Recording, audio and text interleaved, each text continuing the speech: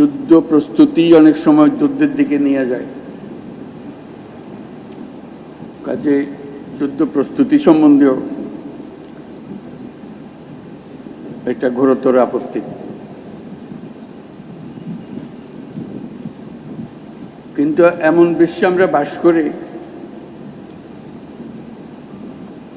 প্রতিনিয়ত যুদ্ধের হুমকি আমাদের ঘিরে থাকে। তো সেখানে প্রস্তুতি না নিয়ে থাকা এটা অসম্ভব হয়ে পড়ে। এখন আমরা যখন কথা বলছি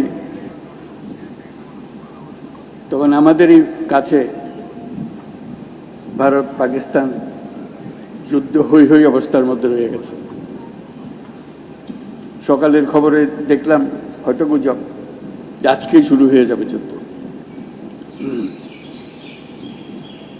এরকম পরিস্থিতিতে আমরা বাস করি। তো কাজেই এই পরিস্থিতির মধ্যে প্রস্তুতি না নেওয়াটা আত্মঘাতী,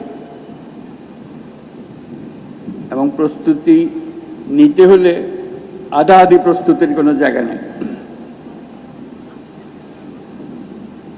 এটা এমন এক পরিস্থিতি, জয়ই তার একমাত্র অপশন। পরাজয় এখানে কোনো অপশন হতে পারে না। কাজে আমাদের যে প্রস্তুতি, সেই প্রস্তুতি কত উচ্চ পর্যায়ে আমরা নিতে পারি সেটার চেষ্টা আমাদের থাকতেই হবে।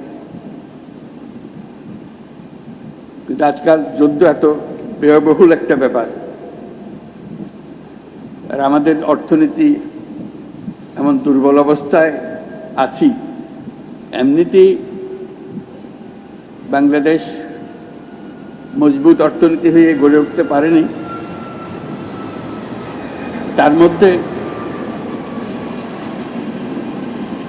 বিগত সরকারের যথেচ্ছাচারের কারণে যা ছিল তাও লুটপাট হয়ে গেছে। এই পরিস্থিতিতে আমাদের সামগ্রিক স্ট্র্যাটেজি ঠিক করতে হবে। শান্তির দিকে আমাদের হাত বাড়িয়ে রাখতে হবে সবসময়, কিন্তু প্রস্তুতিতেও থাকতে হবে।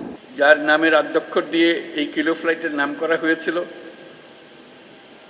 সেই জীবন্ত কিংবদন্তি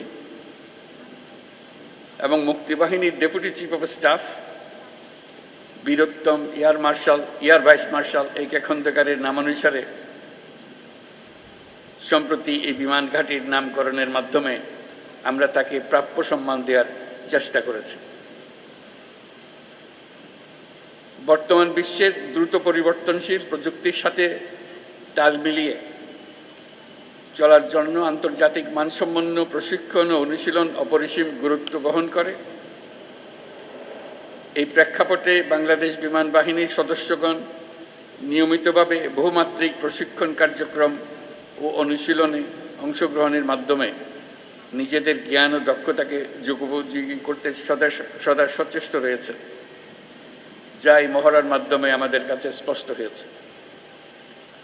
দেশের সার্বভৌমত্ব ও স্বাধীনতার প্রতি যে কোনো চ্যালেঞ্জ মোকাবেলায় একটি আধুনিক ও সদাপ্রস্তুত বিমান বাহিনী গড়ে তোলার লক্ষ্যে আমাদের প্রচেষ্টা অব্যাহত থাকবে।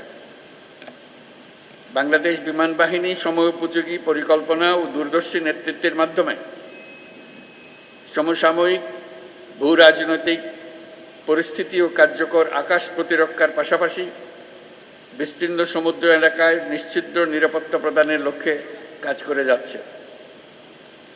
আমি জেনে খুশি হয়েছি যে বাংলাদেশ বিমান বাহিনী দেশীয় প্রযুক্তি ব্যবহার করে স্বয়ংসম্পূর্ণভাবে বেসিক ট্রেনের বিমান আনম্যান্ড এরিয়াল ভেহিকল তৈরি করেছে, যা বিমান বাহিনীর উদ্ভাবনী সক্ষমতা আত্মনির্ভরতার প্রতীক।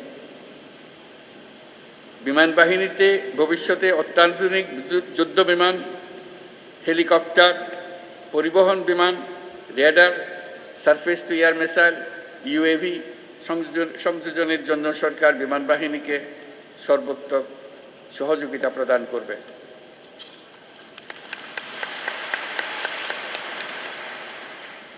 আজকের এই অনুশীলন বাংলাদেশ বিমান বাহিনীর আত্মবিশ্বাস, প্রস্তুতি এবং অর্পিত দায়িত্ববোধের বাস্তব রূপায়ণ। এই জন্য আমি আবারও আপনাদেরকে ধন্যবাদ জানাচ্ছি। এছাড়াও আমি বর্তমানে দেশের বিমানবন্দর সমূহের সুষ্ঠু পরিচালনা ও নিরাপত্তার দায়িত্বে নিয়োজিত বিমান বাহিনীর সদস্যদের ধন্যবাদ জানাচ্ছি।